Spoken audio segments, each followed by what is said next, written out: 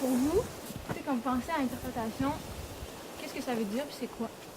Ça me ramène beaucoup à l'instant présent, d'être là au moment, parce que si toi t'es pas là, t'as manqué l'oiseau, t'as manqué.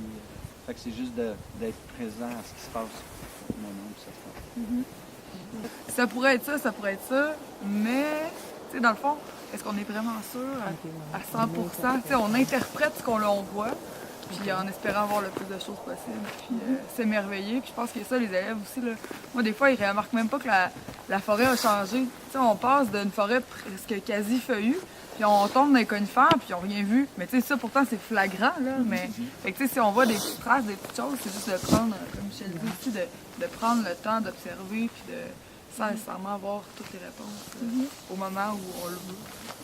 C'est toujours de découvrir les interactions entre le vivant puis le minéral ou le végétal. Comment ça interagit? Est-ce que là, bon, on voit cet arbre-là, là, il manque de l'écorce. Qu'est-ce qui s'est passé? C'est-tu un porc-épic? C'est-tu un vivant là, qui est allé, un animal qui est allé bouger là? Est-ce que c'est une maladie? Est-ce que c'est le vent? Est-ce que c'est le milieu naturel qui a influencé? Pour moi, c'est la relation. C'est d'entrer en relation, c'est d'être dans cette perspective réciproque. On n'est pas seulement en train de consommer la nature, de grimper une montagne, de se rendre, de suivre une trajectoire, puis de se rendre à un certain endroit, point A, point B, point C. On change de rythme, on essaie un petit peu plus de s'adapter et s'adapter à un autre rythme qui n'est pas celui qui est notre quotidien, souvent en ville ou en milieu urbain. Donc c'est de développer cette relation-là, puis d'essayer d'entrer dans une relation un peu plus réciproque, où est-ce que non seulement on n'est pas en train de consommer ou en train de penser seulement à comment vivre de la nature, mais qu'est-ce qu'on peut aussi redonner.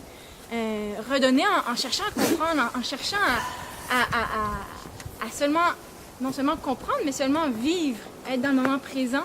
C'est une réciprocité, c'est une attention. Tu sais, quand Éric tout à l'heure disait qu'on aime ça être vu en tant qu'être humain, être reconnu pour ce qu'on fait, pour qui on est, pas juste les jeunes ados avec qui on travaille en tant que personne, eh bien, je vous pose à vous la question, est-ce que la forêt veut être vue? Est-ce que les chevreuils veulent être vus, veulent être reconnus?